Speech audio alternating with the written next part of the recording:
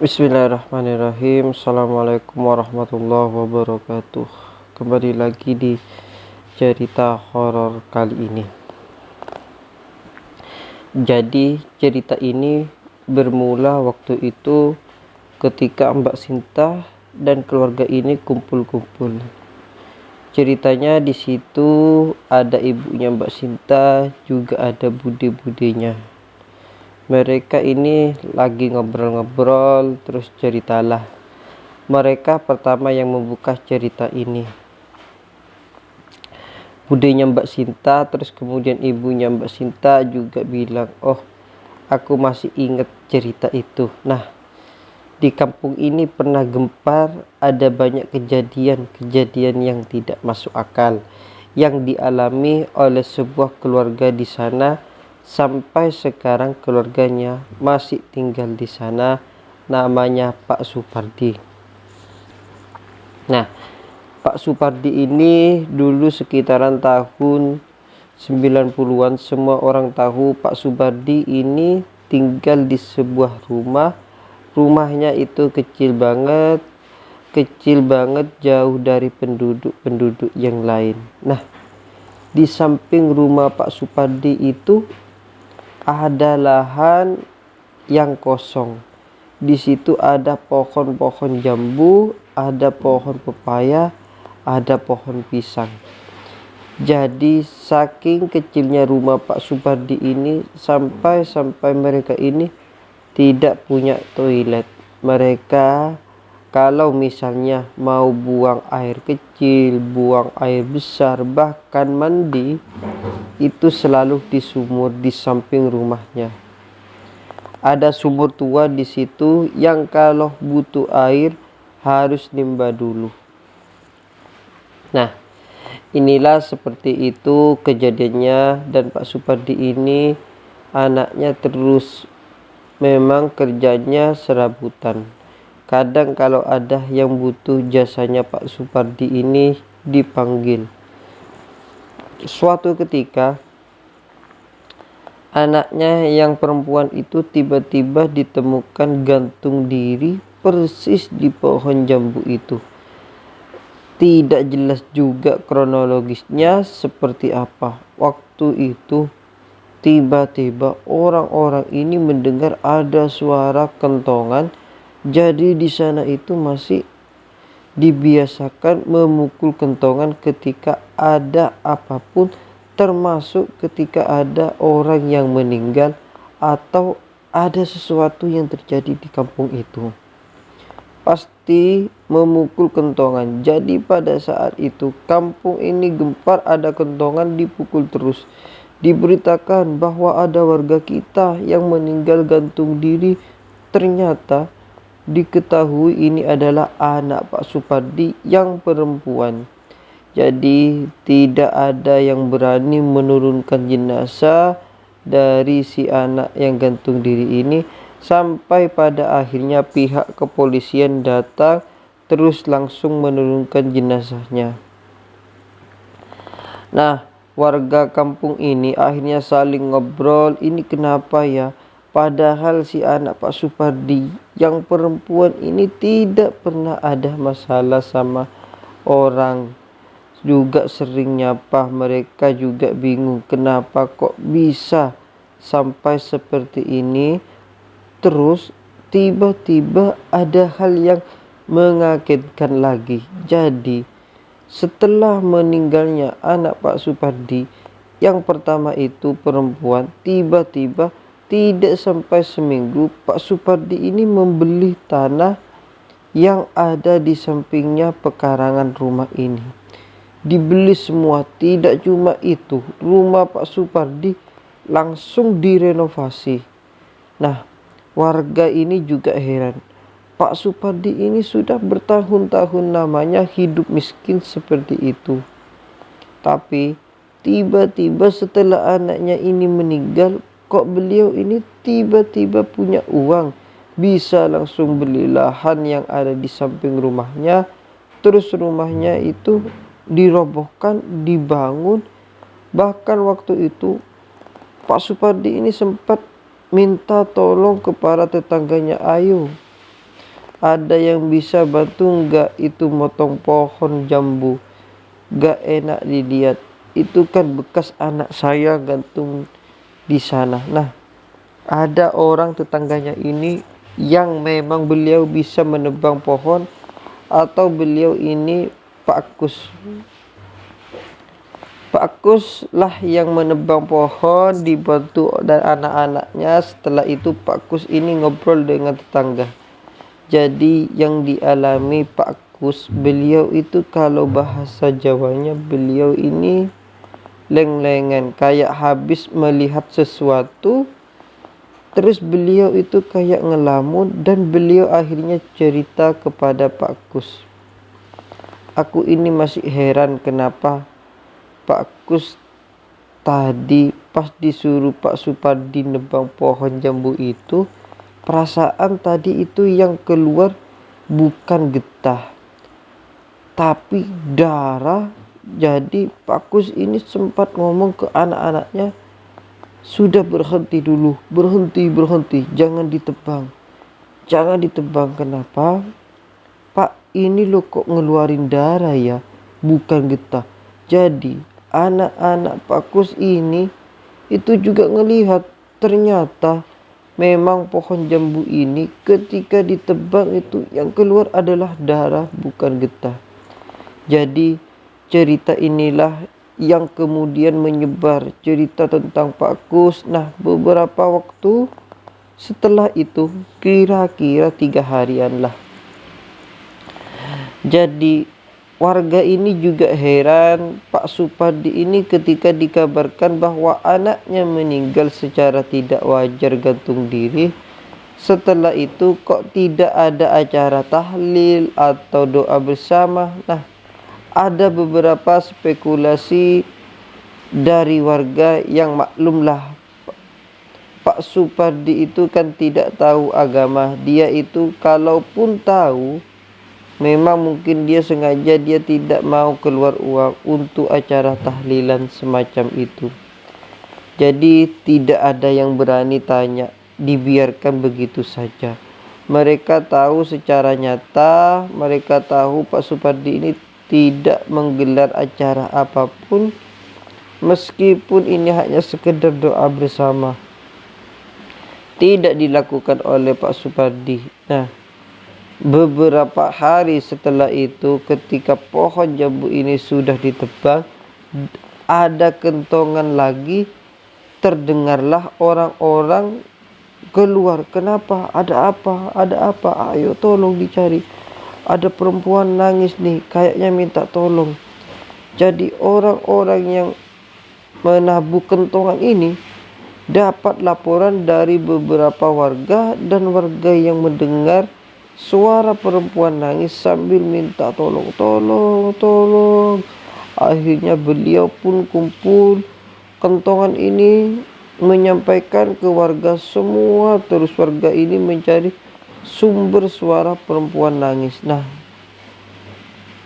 semakin didengar ternyata suara ini kok berasal dari rumah Pak Supardi yang lagi dibangun itu.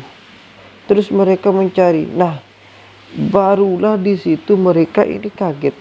Ternyata suara perempuan yang nangis ini berasal dari pohon jambu yang sudah ditebang. Jadi mereka itu kayak gak percaya, loh kok suaranya dari sini. Akhirnya mereka itu tanya ke Pak Supardi, maaf Pak, ini mendengar ada suara perempuan nangis. Pak Supardi ini dengan santainya menjawab, mana ada perempuan nangis. Iya Pak, ini pengakuan warga semua. Warga-warga bilang semua ini berasal dari pohon jambu ini Pak. Bekas anak jenengan gantung diri di sini. Alah, mungkin salah dengar, mungkin sudah gak ada apa-apa. Nanti kalau memang ada apa-apa, saya tanggung jawab. Uang saya ini loh tinggal di sini. Pohon jambu masih ada di sini. Saya tidak mendengar apa-apa. Kok pasti warga yang kalah dengar ya. Akhirnya mereka pun pulang. Ternyata setelah mereka ini kembali ke rumah, banyak laporan warga-warga ini bilang mereka masih mendengar kok masih ada suara perempuan nangis, bahkan minta tolong, tolong pak, tolong pak. Dan suaranya itu semakin jelas ketika mereka dekat menuju ke rumah Pak Supardi. Memang suara ini berasal dari pohon jambu itu. Dari situ ada desas-desus warga. Ada yang mulai bilang ini kayaknya Pak Supardi pakai pesugihan deh. Tidak mungkin, orang ini lo kerja apa? Mungkin waktu itu Pak Supardi dengar dari orang lain dan tuduhan-tuduhan ini kemudian mengarah Pak Supardi bahwa Pak Supardi itu menggunakan pesugihan atau apalah. Dari situ Pak Supardi mulai cari usaha, dia mulai cari rongsokan mungkin untuk mengelabuhi warga supaya warga menilai oh ternyata Pak Supardi ini penghasilan dari cari rongsok. Mereka sebenarnya juga agak bertanya-tanya kok baru kali ini Pak Supardi ini cari rongsokan, apa ini untuk ngelabuhi warga? Tapi mereka juga berpikir uang yang dilakukan Pak Supardi ini loh baru-baru saja beliau mencari rongsokan. Terus apa memang cukup untuk membeli lahan dan bangun rumah? Rasanya tidak masuk akal. Nah, beberapa bulan berlalu, akhirnya rumah Pak Supardi ini jadi, dan rumah Pak Supardi ini besar banget. Gak berhenti sampai di sana. Akhirnya Pak Supardi ini beli mobil baru. Nah, di situ Pak Supardi melakukan usaha ini. Tadi rongsok masih mencari rongsokan. Warga ini berpikir tidak masuk akal.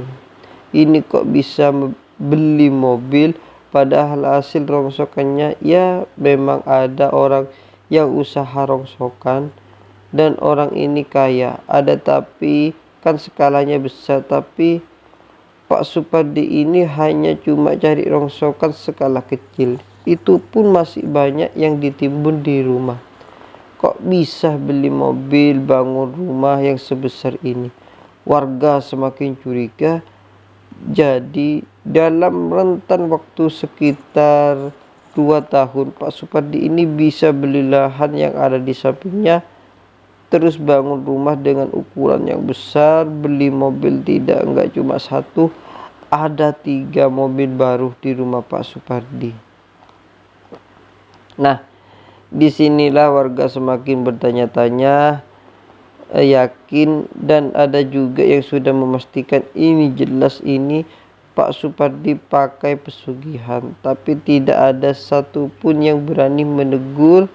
Mereka berpikir ya sudahlah, itu urusanmu sendiri. Nah, setelah 2 tahun itu dibangun rumahnya dan punya 3 mobil baru, warga ini sudah mulai bertanya-tanya, mulai ada desas-desus, dan banyak juga yang meyakini bahwa ini Pak Supardi melakukan pesugihan. Nah, ketika mulai berkembang, tidak sampai di sana ada kejadian lagi.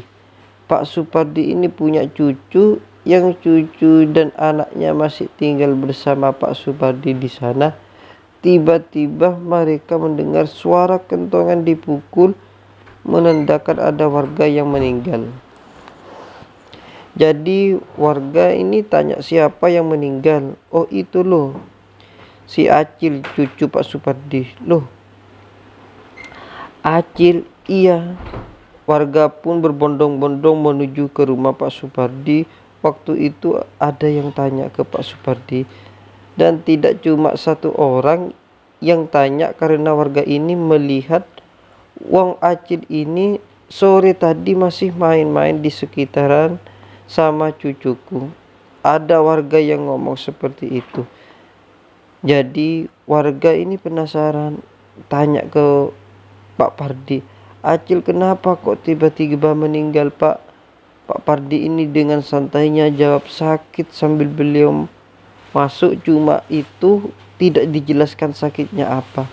Entah kenapa Tetapi tidak lama setelah itu, malam harinya warga ini dikagetkan dengan kabar bahwa anaknya Pak Supardi sendiri ini yang ngomong. Jadi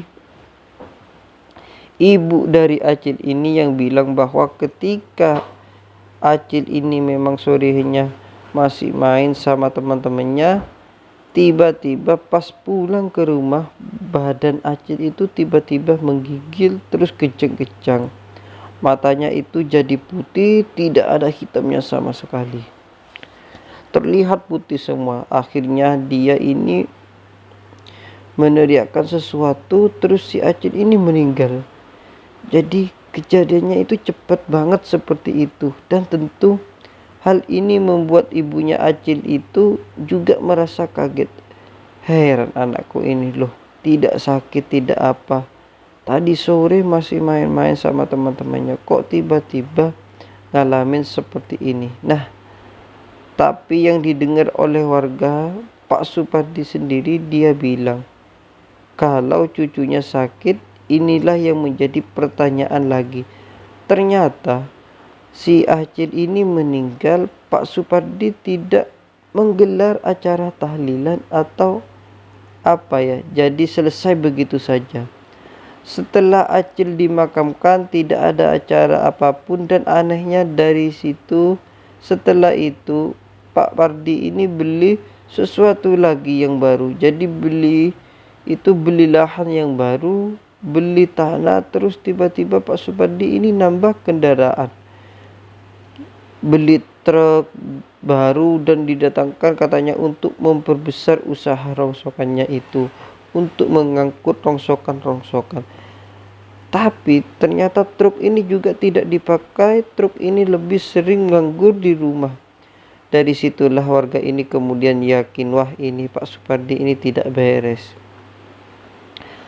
Orang-orang ini pasti dia ini pakai pesugihan. Kok setelah anaknya yang pertama itu meninggal dengan cara gantung diri, tiba-tiba beliau punya uang entah dari mana, bisa beli rumah, bisa beli tanah dan mobil 2. Kejadian yang mengejutkan, orang-orang ketika cucu Pak Supardi ini meninggal, beliau tiba-tiba beli truk baru, dan truk ini tidak dipakai dan tidak digunakan untuk jalan.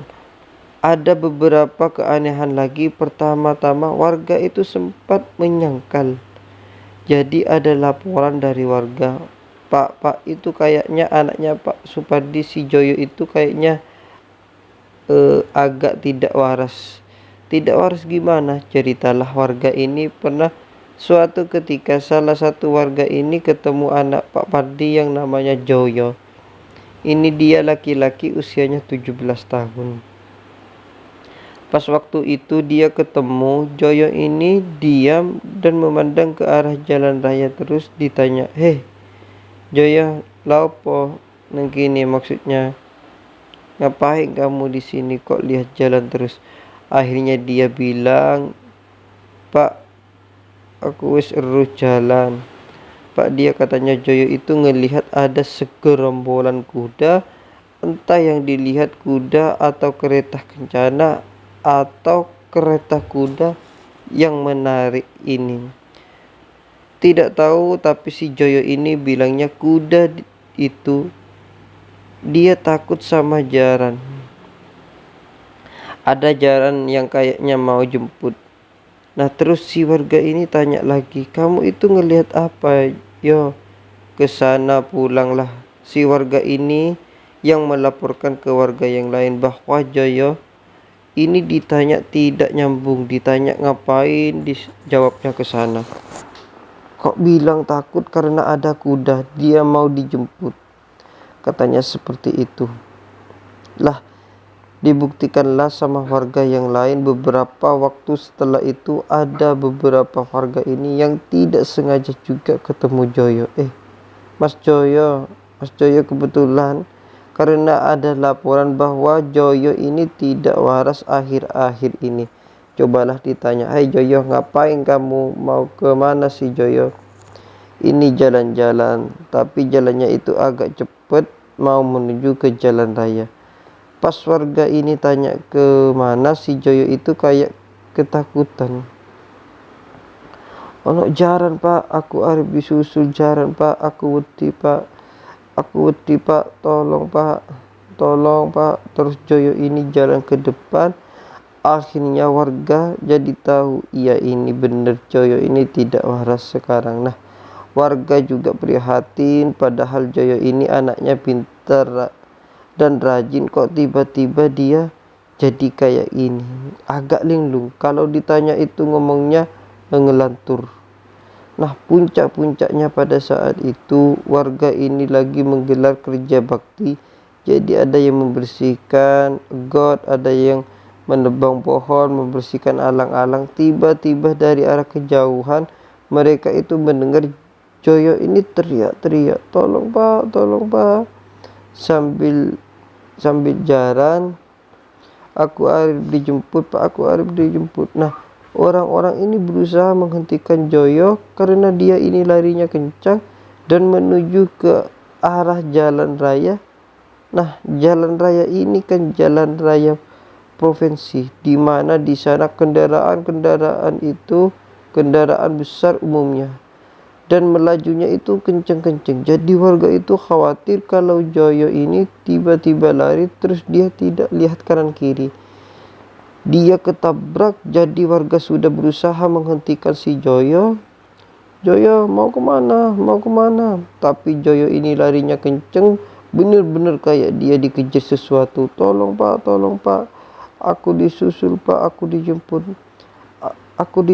pak. Akhirnya tidak ketolonglah, Joyo ini lari kencang, dia keluar dari jalan raya, ketabrak truk. Saat itu Joyo ini meninggal dan akhirnya warga langsung berlarian menuju ke sana menyelamatkan jenazah si Joyo ini. Singkatnya, Joyo pun dimakamkan dan terjadi seperti itu. Ketika ada anggota keluarganya yang meninggal, Pak Supardi ini tidak menggelar acara apapun. Jadi setelah meninggal dikuburkan ya seperti tidak ada doa bersama, tidak ada apapun. Semua ini berjalan begitu saja. Setelah kejadian itu warga ini sudah bertanya-tanya atau sudah bisa menebak, sebentar lagi Pak Supardi ini pasti ada sesuatu yang baru lagi. Entah dia beli apa atau beli apa, pasti ada lagi yang baru. Nah, ada cerita lain dari warga. Jadi pas ketika si Joyo ini ketabrak truk dan dia tewas seketika, ternyata waktu itu ibunya si Joyo ini ngejar. Jadi istri Pak Supardi itu sempat ngejar, sempat menghentikan Joyo supaya tidak lari. Ternyata ketika itu Joyo ini tidak berhasil diselamatkan, dia ketabrak truk. Ada yang melihat ibunya Joyo ini teriak-teriak kenceng sambil nangis histeris. Terus beliau ini sempat berkata, siapa lagi? Tidak tahu kenapa kok ibunya Joyo ini ngomong seperti itu. Seolah-olah kayak ibunya Joyo ini sudah ada gambaran. Tidak lama lagi jadi seolah-olah dia ini tahu akan terjadi sesuatu. Nah, cerita ini didapatkan oleh warga. Kemudian mereka menyimpulkan kira-kira siapa ya habis ini. Dari keluarga Pak Supardi itu sudah ada 3 orang yang meninggal. Yang pertama anak Pak Supardi yang perempuan gantung diri di pohon jambu. Yang kedua cucu Pak Supardi sendiri.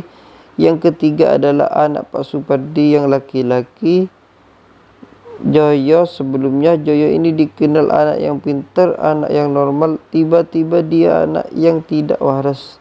Terus sampai puncak-puncaknya dia ketabrak truk dan meninggal. Nah, setelah itu warga tidak mendengar lagi desas-desus dari keluarga Pak Supardi. Tapi memang benar, setelah meninggalnya Joyo, Pak Supardi ini membeli aset lagi. Jadi kayak warga ini sudah merasa terbiasa. Biasalah Pak Supardi kalau tiap ada keluarga yang meninggal selalu dia beli sesuatu. Nah, sampai sekitar 2 tahun tidak ada kejadian apapun. Pak Supardi ini hidup dengan seperti itu. Dia masih menjalankan bisnis rongsokannya. Meskipun warga tahu bisnis rongsokan ini hanya untuk mengelabui warga. Setelah cerita yang pada saat itu sakaratul maut, beberapa warga ini menyaksikan sendiri dan disaksikan juga dengan beberapa anggota keluarga Pak Supardi yang lain. Tubuh Pak Supardi ini menghitam banget, tidak wajar. Terus Pak Supardi ini dari tubuhnya itu, dari celah-celah tubuhnya ini keluar sesuatu. Awalnya kecil kayak ulat, tiba-tiba menjadi besar, dan di situ semua menyaksikan kalau yang keluar ini ternyata lintah, benar-benar lintah. Sampai warga itu ngambil satu lintah ini, diambil dan ngumpul itu hampir 1 ember. Saking banyaknya, dan tubuh Pak Supardi itu menghitam. Akhirnya Pak Supardi ini meninggal dengan cara yang aneh. Jadi kepala Pak Supardi itu berbalik ke kanan, terus mulutnya itu menengah. Badannya ini menghitam, seperti itu keadaan Pak Supardi. Ketika meninggal, pada saat dibawa pulang ke rumah, semua warga yang tidak melihat sakaratul mautnya Pak Supardi ini, mereka awalnya mengira jenazah Pak Supardi ini normal seperti orang-orang pada umumnya. Nah, pas mereka ini datang, mereka kaget. Jadi jenazah ini seperti itu, kakinya tidak menekuk atau bengkok, kepala juga noleh ke kanan, mulutnya masih menganga, dan tubuhnya itu menghitam. Beberapa warga ini bingung, ini gimana ya, diluruskan. Tapi beberapa anggota keluarga Pak Supardi, termasuk istri dari Pak Supardi ini, bilang sudah, kalau tidak bisa diluruskan, tidak apa-apa, dimakamkan gini saja, kasihan jenazahnya. Pak Supardi sudah dimakamkan gini aja. Nah, ini atas permintaan dari istri Pak Supardi. Jadi kayaknya seolah-olah istrinya ini sudah pasrah lebih dulu, padahal belum dicoba untuk diluruskan. Akhirnya mau tidak mau jenazah Pak Supardi ini dibungkus kain kafan, masih dalam posisi yang seperti itu, masih dalam posisi mulutnya masih menganga, tubuhnya menghitam, dan juga kepalanya yang miring ke kanan. Nah, dari sinilah kemudian warga menyimpulkan, oh ternyata Pak Supardi ini melakukan pesugihan. Dari inilah cerita kali ini. Semoga cerita ini bisa menghibur teman-teman. Terima kasih. Assalamualaikum warahmatullahi wabarakatuh.